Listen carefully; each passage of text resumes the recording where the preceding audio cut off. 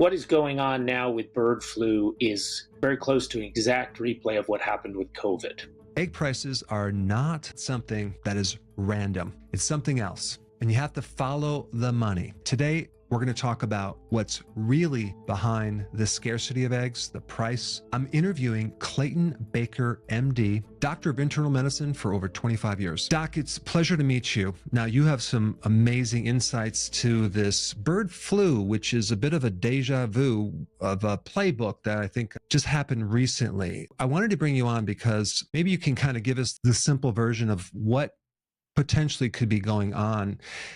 As far as, could this be something that is accidental or maybe manufactured?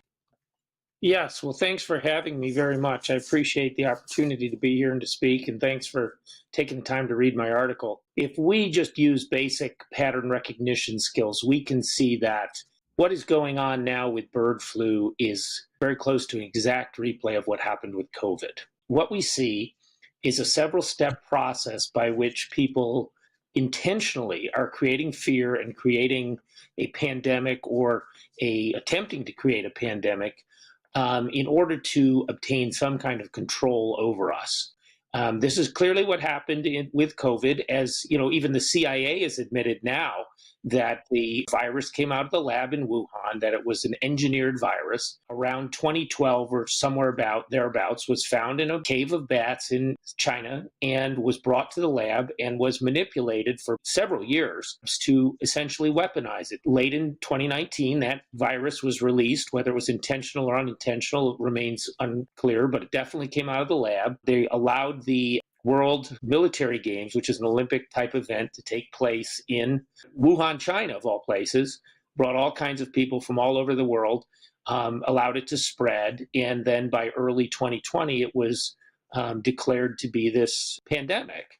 We had all of these civil rights violations, locking us down, not allowing us to earn a living in the name of protecting us from this virus. They have a countermeasure, and the countermeasure is to develop these vaccines. They could compel us, they could kind of coerce us into taking these highly profitable and turns out quite toxic vaccines.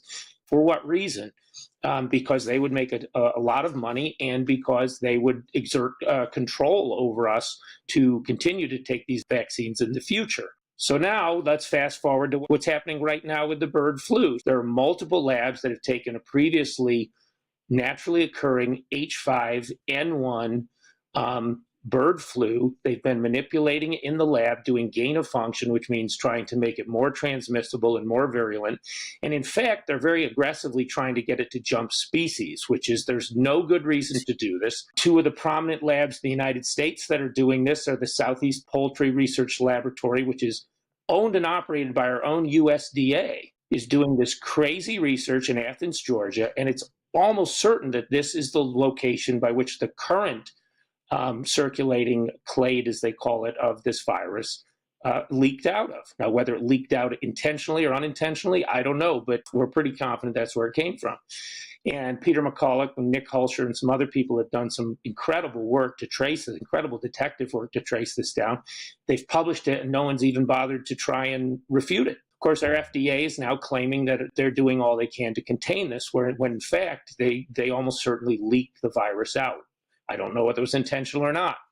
The other lab, and there's multiple labs that do this type of gain-of-function research on bird flu that's really implicated in this, is at the University of Wisconsin Veterinary School. There's a guy, a Japanese national by the name of Yoshihiro Kawaoka. He's been there for many years, funded by all kinds of sources. He's funded by NIH. He's funded by Gates Foundation. There's all kinds of just really ill-advised stuff. President Obama, back in 2014, put a temporary ban on gain-of-function research in the United States. Some of the people that blew the whistle on him, you wouldn't believe. Paul Offit, who's one of the big apologists for vaccines, was one of the people who was so alarmed by what this guy Kawaoka was doing that even he blew the whistle on him. Anthony Fauci found a way around this largely by outsourcing the stuff to China for the coronavirus work, and to some extent just ignoring Obama's ban. But that's how bad these gain-of-function people are. Now you've got these leaked, lab-manipulated viruses that are out there. And fortunately, what we're seeing in the population is not as bad as they're advertising. Birds that are getting sick, occasional cows that are getting the virus as well, although the cows don't get very sick. I'm not aware of any. There may be some, but I'm not aware of any cow deaths. And 67 human beings in North America in the last couple of years have gotten this. And for the overwhelming majority of them, it's been conjunctivitis. It's been pink eye. There was one report of a person who died in Louisiana with the bird flu. They would not go so far as to say that the person died of the bird flu, although some of the media outlets claimed that, but that has not been stated. They are encouraging the farmers to do willy-nilly PCR testing on their flocks. If they test positive, what they're doing is mass slaughtering the entire flock if so much as one bird tests positive for the illness. A PCR test, which has a lot of false positives, they have one positive, they will kill the entire flock. Some of these farms have millions of chickens, correct? Correct. So they can kill hundreds of thousands, maybe millions of birds at once because of one or two positive PCR tests. That's why, and this is important for listeners to know, that's why we have a shortage. The shortage is not because the birds are dying of the bird flu. The shortage is because they're being mass slaughtered if there's even one or two or a small number of positive tests. Have you heard anything about this happening in smaller backyard farms, people having chickens in their backyards? Is that occurring in that environment at all, or is it just mainly the industrial size chicken farms? It's an excellent question. I don't have a definitive answer, but what I would say is that supposedly this individual that got extremely sick in Louisiana caught it from their backyard chicken farm. However, what's causing the price of eggs to go up is this ridiculous policy of slaughtering whole flocks when you have one or a few positive tests. And of course, just to show you how dishonest the whole process is, they call it culling. Well, you can look up the definition of culling in the dictionary. It has nothing to do with mass slaughter. Mass slaughter is the opposite of culling. That's how dishonest this process is. And according to the sources I've heard from, we've spent our taxpayer dollars over $1.25 billion to fund this mass slaughter of these animals. So we are paying with our own tax dollars to kill these animals, to drive up food prices, to make a shortage of eggs. And this is driving this whole thing, not the flu itself. Basically, the farmers get paid for that loss from the taxpayers. Correct. So the farmers have a perverse incentive, and I don't blame the farmers because the farmers are caught between a rock and a hard place.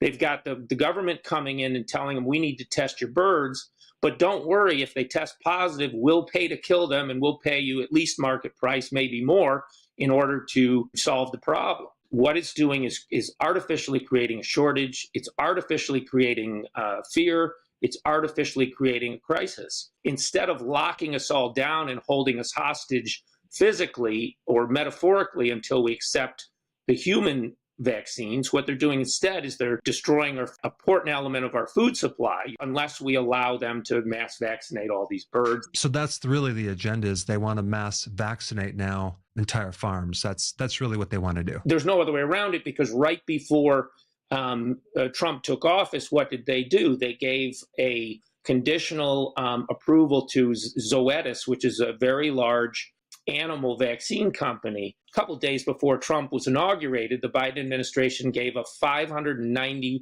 million grant to our old friends Moderna to start developing mRNA-based technologies for bird flu.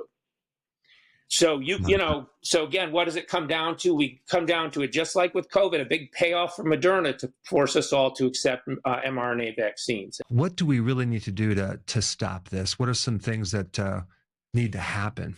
We need to acknowledge what's going on. This is not a bunch of well-meaning scientists trying to stamp out disease.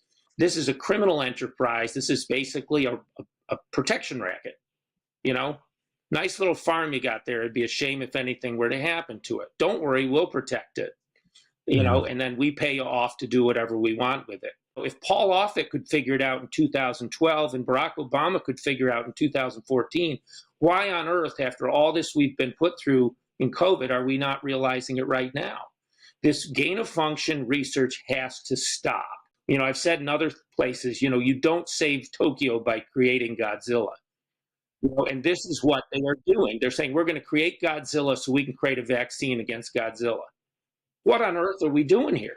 Unfortunately, you can't speak freely about certain topics, but I think things are going to change. Primary target needs to be shutting down these gain of function labs immediately, because it's like, why do we need those? It's like you're producing weapons that are against humanity. It is completely criminal and insane to the nth degree. So many people are embedded in this to some extent or another. And I think some people that are low to mid-level don't realize exactly why they're doing what they're doing. They believe that what they're being told to do is appropriate. I'll tell you just a funny story. One of the people who is a placeholder at HHS, or rather at the CDC right now, he was the former state health commissioner in Maine during COVID, so very much in line with the lockdowns and all that kind of stuff. One of the things that's stated on the CDC website is that he was involved back earlier in his career with bird flu mitigation in Cambodia. Now, of course, Cambodia is a relatively poor country in Southeast Asia where supposedly these viruses originate. The current recommendations in Cambodia, where about 95% of chickens are owned by family farms, maybe 50 to 100 chickens maximum, is if your bird gets sick, you separate the bird from the rest of the flock. Preferably, you sacrifice that animal. Don't eat it. Wash your hands. Common sense. One solution, too, is to have a lot more small farms and start buying eggs from smaller farms, your local farmers markets. Find a local farmer, because that way we keep things not so centralized, where all of our eggs are in one basket, so to speak. Yes, I agree. I'll tell you, though, one thing is that this is interesting. I agree with you 100%. Recently in England, which of course UK is just an absolute mess in so many different ways, but UK is trying to force people, I don't know exactly where it's at right now, but to force people to register any home poultry that they have. And the National Association for Veterinary Medicine, which is highly beholden to pharma, has put out a release recently that small family poultry holdings may be a risk to public health. So don't think that they're not going to come after your backyard chickens. You can't run and hide from this. We have to take action. We have to make sure that these people are stopped. I really appreciate you doing the work, consolidating all this information and making it easy to understand. And for those of you watching, spread this video out to your friends and family, because we need to get the word out, so we don't go into this mass agreement that this is what we want.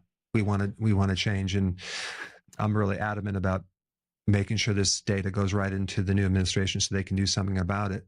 Thank you so much, Dr. Baker. I really appreciate you coming on, and we'll stay in touch, and we'll collaborate very soon. Very good. Thanks for having me. I appreciate it.